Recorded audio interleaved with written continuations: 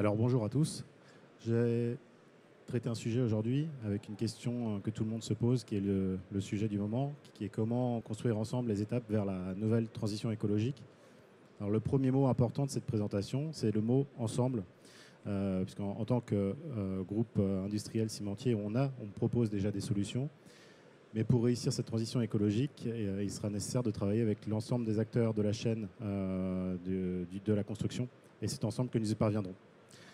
Alors pour commencer, déjà, c'est un premier point qui permet de noter l'accélération de la transition écologique avec des réglementations successives et qui s'accélèrent depuis les accords de Paris de 2015. Donc on a eu la RE 2012 et ensuite la COP 21 à Paris qui a été une véritable prise en compte de l'urgence climatique et environnementale de façon à mettre en place des actions courtes, rapides, sur une échelle de temps relativement courte.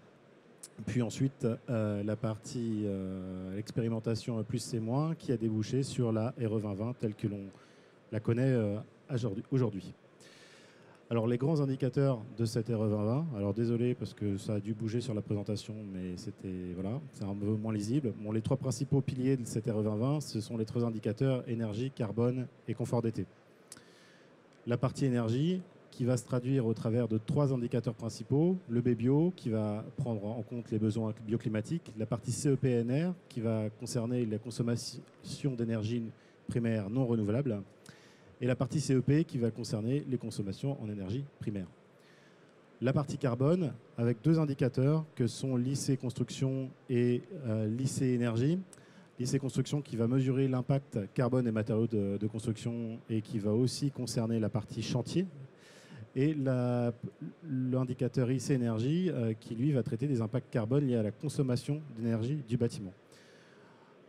Enfin, le confort d'été, qui va être mesuré en degrés-heure et qui va permettre de mesurer le nombre d'heures en cumulé d'inconfort en période estivale caniculaire.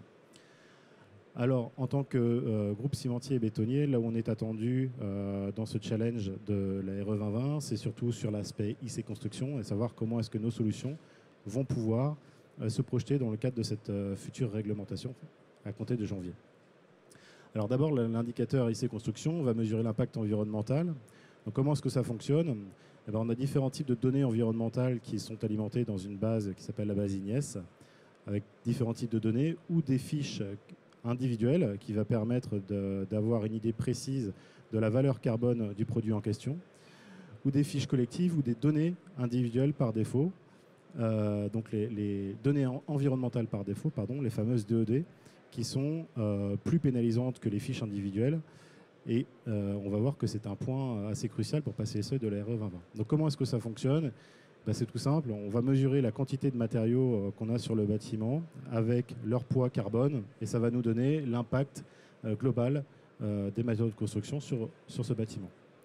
Alors les seuils de cette RE 2020 sont évolutifs, donc de 2022, échelonnés de 2022 jusqu'à 2031, avec du coup un premier seuil à 2022 qui est fixé à 740 kg d'équivalent CO2 par mètre carré CHAB sur le bâtiment, et pour arriver à 2031 avec un seuil fixé à 90 kg de CO2 par mètre carré CHAB, donc une baisse sensible et significative de l'empreinte carbone du bâtiment.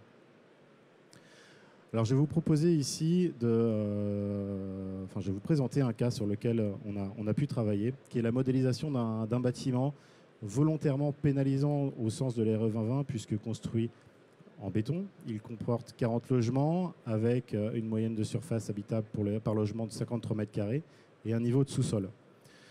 Nous avons pris ce bâtiment et nous avons pu faire fonctionner le calculateur RE 2020 pour regarder comment est-ce que nos solutions aujourd'hui se positionnent dans le cadre de la RE 2020. Donc vous avez ici les différents lots qui constituent le bâtiment, avec ici, avec les petits points rouges, ça concerne en fait l'impact chantier, donc qui correspond du coup à la 13e partie de ce bâtiment. Et ce millefeuille-là, on peut alors ça a encore bougé, les petites parenthèses. En gros, il y a trois parties. Il y a la superstructure, il y a le second œuvre, les lots fluides. La superstructure, qui concerne l'essentiel des solutions béton, sont responsables d'environ 30% de l'impact carbone du béton. 29% dans ce cadre-là, le second œuvre 32% et la partie fluide 21%. Alors comment est-ce que ça se situe au niveau des seuils de la RE 2020? Et ben voilà, c'est-à-dire que le seuil 2022 sur un bâtiment volontairement pénalisant est respecté jusqu'à 2025. Donc on se dit qu'à 2025, même déjà aujourd'hui, on travaille sur des solutions pour permettre de passer ces seuils-là jusqu'à 2031. Donc à 2025, plus compliqué, 2028 encore plus et 2031 encore plus. Donc qu'est-ce que l'on peut faire pour faire passer les constructions traditionnelles, ciment, béton sur les bâtiments, pour passer ces seuils jusqu'à 2031? Alors, on voit qu'il y a la partie superstructure et toiture qui sont composées de solutions béton, qui sont responsables de 30%. Donc, on a des gains à faire sur la partie béton. Mais on a aussi des gains non négligeables à réaliser sur l'ensemble du reste du bâtiment, puisqu'on a encore 70% de l'impact carbone à les récupérer sur les autres matériaux. Alors, le premier levier possible, donc là où tous mes seuils ont bougé, le premier levier possible, c'est de varianter les éléments du second œuvre en travaillant sur le recours à des matériaux qui sont moins carbonés, tels que le parquet, les moquettes recyclées, les peintures recyclées, les menuiseries extérieures bois, les volets battants. Et pour la partie béton, c'était recourir à des gains béton bas carbone, donc en travaillant sur des bétons composés de ciment moins riches en clinker. Alors ici, type CEM3B en superstructure. Il faut savoir que l'impact du carbone dans un matériau béton est porté à 95% par le ciment. Donc c'est via le ciment qu'on va pouvoir travailler l'empreinte carbone des bétons. Alors là, ça ne ressort pas du tout sur le graphique. Ce qu'il fallait voir, c'est qu'en fait, la partie 100% béton, on est sur ce seuil, on est tout juste en dessous le seuil 2022. Qu'avec les gains précisés ici, on arrive à passer le seuil 2025, mais qu'il reste encore des efforts à faire pour la partie de 2028 jusqu'à 2031. Alors, comment encore travailler sur cette partie 2028-2031 pour passer ces seuils? Eh ben, le reste des gains à faire, je dirais, on a parlé de varianter la partie seconde œuvre pour recourir à des matériaux moins carbonés, utiliser des bétons bas carbone, et l'autre, c'est la disparition des DED et l'optimisation des fiches F2S dans la base Ignes. Il faut savoir qu'aujourd'hui, c'est les prospectives que l'on a vues avec le bureau d'études qui a travaillé sur ce sujet-là. On a plus de la moitié des fiches environnementales qui sont renseignées dans cette base Ignes, qui sont des données environnementales par défaut, donc qui sont des données qui sont pénalisantes. Et on estime qu'à horizon 2031, les gains générés par l'optimisation de ces fiches environnementales se situent entre 20 et 50%. Ces 20 et 50% là vont permettre justement de passer tous les seuils de 2022 jusqu'à 2031. Alors la synthèse des différents leviers, donc pour faire passer les solutions ciment et béton et réussir cette transition écologique, c'est de travailler le projet en amont. Alors travailler le projet en amont, c'est-à-dire qu'avant même de poser la première pierre de l'édifice, à lapsus, il va falloir travailler le projet en amont avec le bureau d'études. Donc c'est-à-dire travailler déjà l'exposition du bâtiment, l'optimiser au niveau des épaisseurs de voile, travailler sa réversibilité, travailler les matériaux que l'on va choisir pour le construire. Donc déjà rien qu'en amont, sur cette phase-là d'optimisation du bâtiment, on a des gains significatifs à aller chercher. Ensuite, c'est recourir à des solutions moins carbonées. Donc ça, je vous le présenterai tout à l'heure. C'est-à-dire travailler sur des bétons avec des ciments à empreinte carbone plus réduite qui vont permettre de diminuer de 20 jusqu'à 50 voire 60% l'empreinte carbone du béton qui sera placé sur le bâtiment. Varianter les éléments du second œuvre, c'est ce qu'on a vu tout à l'heure, c'est-à-dire qu'il y a 70% de gains à aller chercher, 30% plus l'eau fluide, ça va faire 70% de gains à aller chercher sur le bâtiment en optimisant ces éléments-là. Et après, c'est limiter au maximum le recours des données environnementales par défaut, c'est-à-dire la qualité de la qualification des fiches qui seront dans cette base Ignes-là est une des composantes de réussite pour passer tous les seuils de la RE 2020 et être sûr que l'ensemble de nos solutions puissent bien se projeter dans l'avenir. Alors comment est-ce que Ciment Calcia maintenant prépare sa révolution?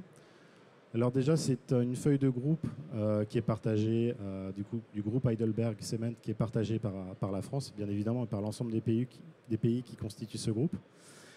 Avec en 2019 la certification par le SBTi et le CDP, qui sont deux organismes, deux ONG, et qui ont permis de certifier que l'ensemble, donc à travers différents audits, que l'ensemble de nos projets et l'ensemble de nos actions étaient bien en ligne et bien en phase avec les accords pris à la COP21 et par les accords des Nations Unies, et que nous étions sur la bonne trajectoire de décarbonation. Ensuite, 2030, c'est la réduction de notre émission et de notre empreinte carbone de l'ordre de 30%. On sait déjà qu'on y parviendra jusqu'en 2025. Donc on a un peu d'avance sur cette première cible. Et le but ultime, c'est l'atteinte de la neutralité carbone du béton à horizon 2050. Donc ça va se faire en deux volets. La première, c'est la réduction de l'empreinte carbone de nos ciments, et la deuxième phase, à moyen terme à 2050, qui est la décarbonation complète du matériau béton. Alors comment est-ce que ça va se passer? Alors aujourd'hui, sur le court terme, on travaille déjà depuis des dizaines d'années sur la modernisation de nos outils industriels pour favoriser l'efficience énergétique de nos usines, donc c'est-à-dire maximiser le recours aux énergies substituables aux matériaux pétrole. Et c'est aussi une R&D qui travaille sur des ciments moins carbonés en réduisant la part de clinker dans les ciments et pour les composer avec davantage d'ajouts, ce qui va permettre de réduire l'empreinte carbone de nos ciments. La détection aussi de constituants nouveaux. Alors on sait aujourd'hui que la norme cimentière a évolué et va permettre d'introduire de nouveaux ciments tels que les CEM2C et les CEM26 qui vont permettre d'avoir des solutions aujourd'hui normalisées, moins carbonées. Et enfin Visionnaire. Alors Visionnaire ici je l'ai présenté en tant que solution moins carbonée pour le ciment, pour le béton. Je vous présenterai le fait que Visionnaire ce n'est pas qu'une solution, c'est une démarche d'entreprise qui vise à réduire l'ensemble de nos impacts environnementaux. Alors c'est une mobilisation qui est élargie à l'ensemble de nos métiers puisque on va dire la partie visionnaire ne s'arrête pas qu'à la porte de nos usines, donc elle concerne aussi toute la partie logistique qui va de la livraison du ciment et du béton à l'ensemble de nos clients. C'est pour ça qu'on a été notamment suivi par un indicateur donc, qui s'appelle TKBlue et récompensé par l'ADEME pour l'ensemble de nos efforts en matière de réduction de l'empreinte carbone liée à notre partie logistique. C'est aussi la maximisation des transports ferroviaires et fluviales pour diminuer notre empreinte carbone en matière de livraison chez nos clients, lorsque cela est possible, bien évidemment. Et on note aussi l'arrivée des premières toupies qui fonctionnent 100% en gaz naturel végétal.